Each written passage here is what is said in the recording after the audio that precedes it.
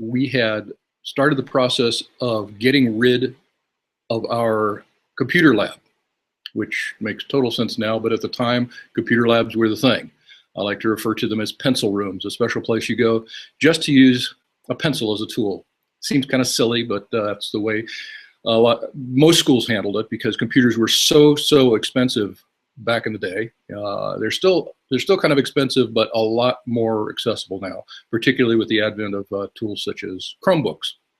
But anyway, we had just gotten permission to disperse our computer lab, put all the computers in the classrooms, and create a flexible learning space, which we call the think tank. So I walked into my principal's office, Jennifer Tyson, and I said, "Have you ever heard of the maker movement?" And she said, "No, tell me about it." And that was the start of our journey. My impression of makers at the time was, these are people who probably lived in the woods in a tent, made pottery, and grew all their own food. Now, I suppose there are some makers who are like that, but since then I've come to know that makers are basically people who want to own their environment. They want to own the things that they use. They want to make as little of an impact upon the environment as possible by making their own stuff. And they just like the concept of design and just making their own things. Our original concept for our maker space was just a little corner of the flexible learning room.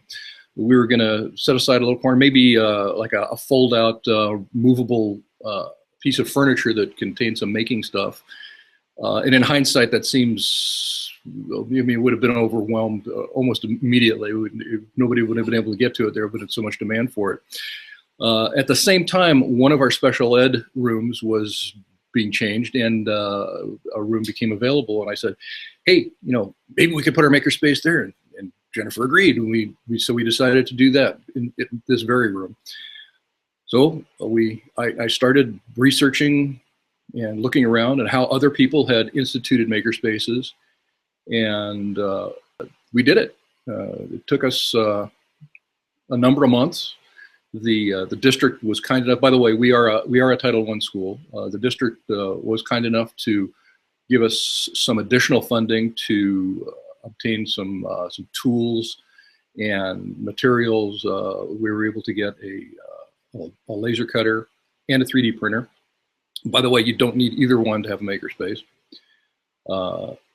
Places such as Lighthouse Charter School over in Oakland and Castilleja Girls School up in Palo Alto were kind enough to allow me to tour their sites and learn how they had approached creating makerspaces. That's one of the things about makers and about people who run makerspaces is I have found them to be extraordinarily generous and giving of their time and of allowing other people to come in and look at their facilities, because they know we're all pretty much in the same boat. We're all trying to create a lot of the same things for the same reason.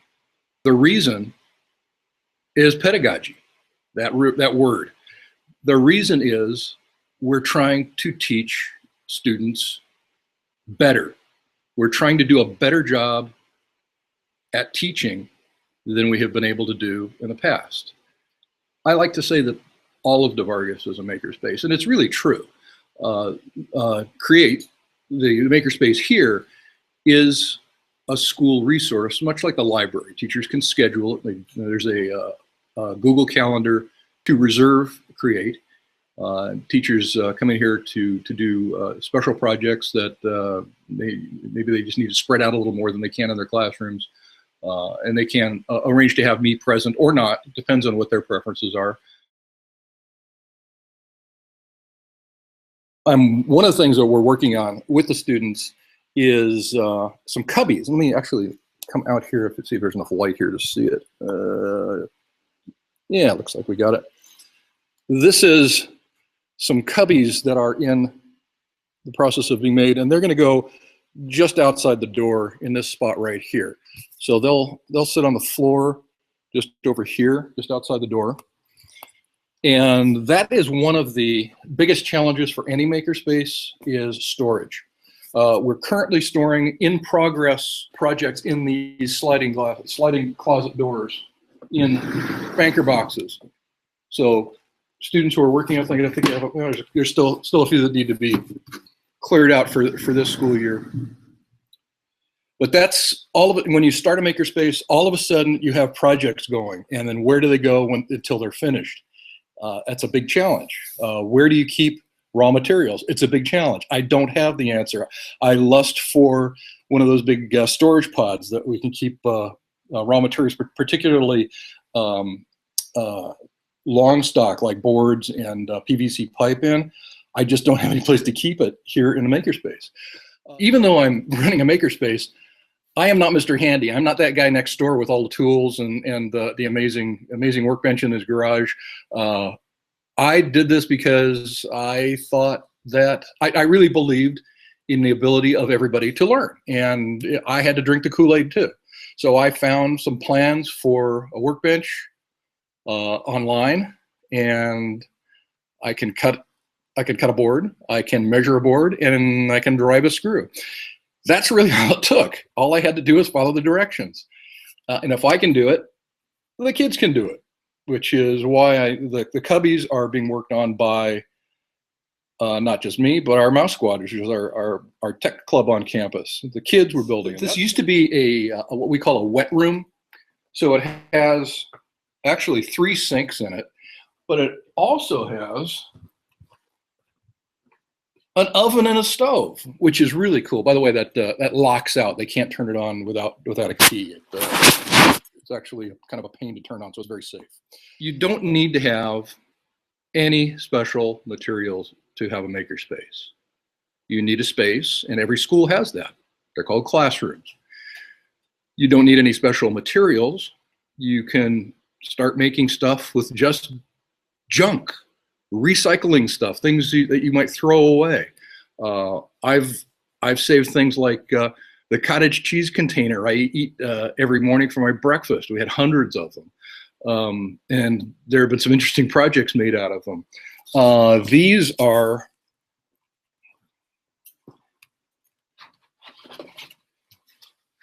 anybody know what these are? This is the packaging material from iPads. They come in boxes of 10, and that's the packaging material. And those sorts of things, packaging material from iPads, laptop computers, things like that, have been extremely popular for building materials. But speaking of materials, here's some of the things we use. These are just shoe boxes. And I know some of you are going to absolutely die for this, and I don't mean in a good way.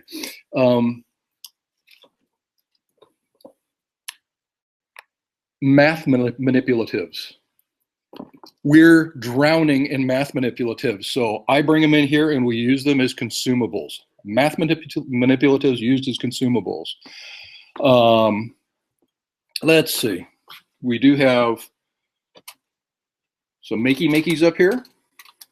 And if you're not familiar, this is actually the makey-makey board in the bottom of a berry container. I wanted to make something transparent that we could keep all the components in, so you can see the actual makey-makey board, which is this white thing with the pattern on it. This is basically our whole electrical area. So we have batteries, soldering irons. Yes, we do let elementary school kids solder. If we've discovered anything about education in the past number of years, it's that when a learner, a student or an adult, when a learner owns the process, they tend to be far more engaged. And that's really what makerspaces are about. It's about creating engagement. It's about creating ownership. When the students own the process, you don't have to encourage them to finish it. You're not going to be saying, well, where's your homework? They're going to be coming up to you and say, did you see my project? Did you see this thing I built? I got to show you my project. Did you see this thing I built? They're already engaged. They're already fired up. This is not just the next big thing. I anticipate almost every school in the country, if not the world, is going to have a makerspace, and it won't be a special thing. We won't be talking about, well, let's see, should we have a makerspace? Should we not have a makerspace? It's going to be like, should we have someplace to sit? Should we have a pencil? Should we have a computer? We don't think twice about those things. Those are inherent to education. Those are ordinary things. So making is going to become, and is becoming, an ordinary thing in education. So understanding making, understanding operating a makerspace is going to be an ordinary skill in education. A makerspace, by the way, a makerspace looks an awful lot like something many of us have seen before. I went to school in LA City schools. And when I was in middle school, we had industrial arts. We had shop class. We had an electric shop, a wood shop, a metal shop, and a print shop. I went back to visit my old middle school, and the industrial arts building is still there, and it still says industrial arts on the outside of it, but all of the rooms are just used for storage now. They completely killed the industrial arts programs. So those practical skills are gone from education there. However, what we've done in a makerspace for education in the sort of a reboot isn't to reproduce that old shop industrial arts model. Back then, industrial arts was for the kids who were not academically inclined. They were for the non-book learners. And those kids were looked down upon by the educational system. In a sense, they were being shuffled off to an alternate path where they would become mechanics or technicians or print, and they would be working with their hands, which is something that is not and has not been valued in the United States for many years. That if we don't work with our minds, that we are valued at a lower level and considered at a lower level in society. We don't do that anymore. Not with a makerspace. The makerspace is, sure, you learn all the mechanical, physical things, but you're doing it for a different reason. You're doing it as an integrated part of the whole educational experience.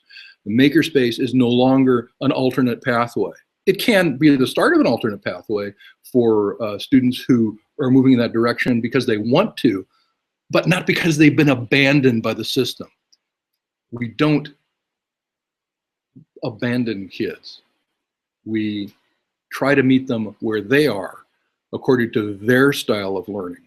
And when you approach pedagogy with project-based learning, you're putting a seat at the table for everybody. You're putting a seat at the table for the kid who's the organizer. You're putting a seat at the table for the kid who actually does like to work with their hands, the kid who's creative and understands color, the kid who's analytical. And because they're working together, because they almost always work in teams, they're sharing this knowledge and they're sharing the possibilities with each other. They are making each other better.